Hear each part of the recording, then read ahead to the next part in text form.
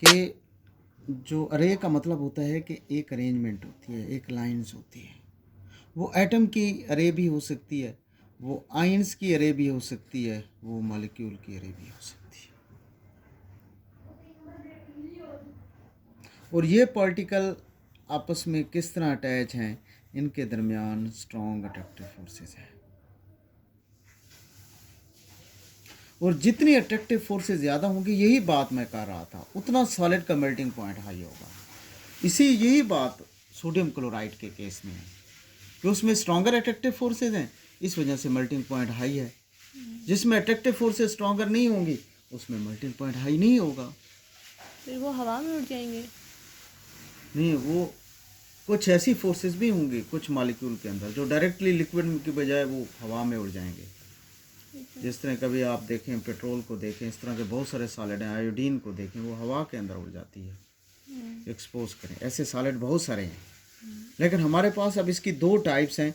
ये दो टाइप्स के दरमियान भी क्वेश्चन आ सकता है, और ये भी क्वेश्चन आ सकता है कि differentiate between crystalline solid and amorphous solid, जो कि क्वेश्चन आता है फेडरल बोर्ड में।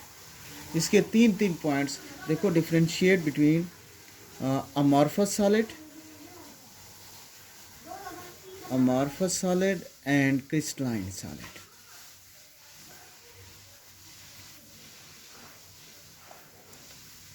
क्रिस्टलाइन सॉलिड, इन दोनों के दरमियान अब देखो, पहले इसको डिफाइन करेंगे कि क्रिस्टलाइन सॉलिड क्या होगा।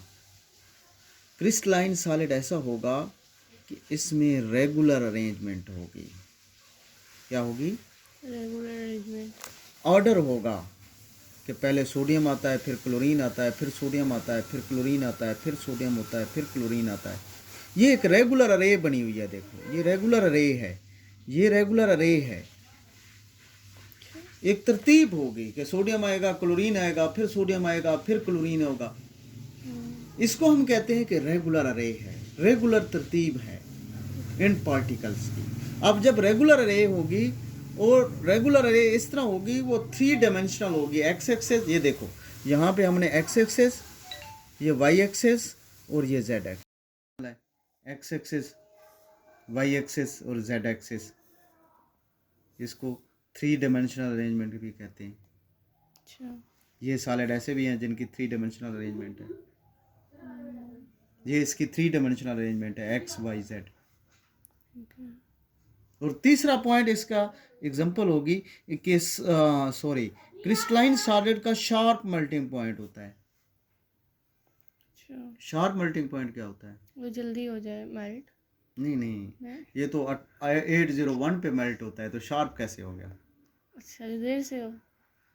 नहीं, शार्प मेल्टिंग पॉइंट वो होता है कि ये अगर 801 पे मेल्ट हो रहा है तो 802 पे नहीं जाके मेल्ट होगा, 801 पे ही मेल्ट होगा, 800 पे मेल्ट नहीं होगा। अच्छा, क्या होता है ये?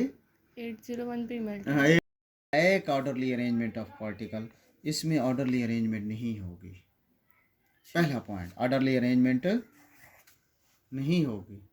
हो सकता है कि 3 एक पार्टिकल आ जाए, फिर एक दूसरा आ जाए, फिर 4 और पार्टिकल आ जाए। इसमें ऑर्डरली अरेंजमेंट नहीं होगी। नहीं होगी। इट डज नॉट हैव, इसका डेफिनेट अरेंजमेंट ऑफ पार्टिकल भी नहीं होगा। ऐसा है ना कि पार्टिकल की डेफिनेट अरेंजमेंट नहीं होगी, और इसका शार्प मेल्टिंग पॉइंट भी नहीं होगा। डेफिनेट टेम्परेचर पे ये मेल्ट नहीं नहीं करेगा। करेगी, मतलब किसी भी टेम्परेचर पे। कैसे किसी भी टेम्परेचर पे कर मेल्ट हो देंगे। सकता है? डेफिनेट टेम्परेचर ये है कि इतनी रेंज में, ब्रॉड रेंज होगी, लेकिन समटाइम वो 50 पे मेल्ट हो जाता है, समटाइम वो 56 पे मेल्ट हो जाता है। लेकिन ये नहीं है कि 50 से 100, इतनी ब्रॉड रेंज नहीं होगी, लेकिन 50 60, 50 to 60 इस तरह का टेम्परेचर होगा जिस पे वो मेल्ट होगा। डेफिनेट अरेंजमेंट नहीं। पार्टिकल की अरेंजमेंट नहीं है ना। पार्टिकल जब टूटेंगे, अगर डेफिनेट अरेंजमेंट होती तो डेफिनेट टेम्परेचर पे मेल्ट करता। डेफिनेट अरेंजमेंट नहीं है तो डेफिनेट टेम्परेचर पे वो मेल्ट नहीं करेगा। फॉर एग्जांपल, अब ग्लास प्लास्टिक जो है ना, जितने भी हैं, ये जितनी किस्म के प्लास्टिक्स हैं, ये अमॉर्फस सॉलिड है। ये देखो, ये दूसरा पॉइंट यहाँ से लेकर ये तीसरा पॉइंट हो गया, और ये 4 पॉइंट इसके भी मैंने आपको बता दिए। उसकी एग्जांपल के सामने इसकी एग्जांपल लिखेंगे। वही इसका अपोजिट है कि वो डेफिनेट टेम्परेचर पे मेल्ट करता है और ये डेफिनेट टेम्परेचर पे मेल्ट नहीं करता। तो ये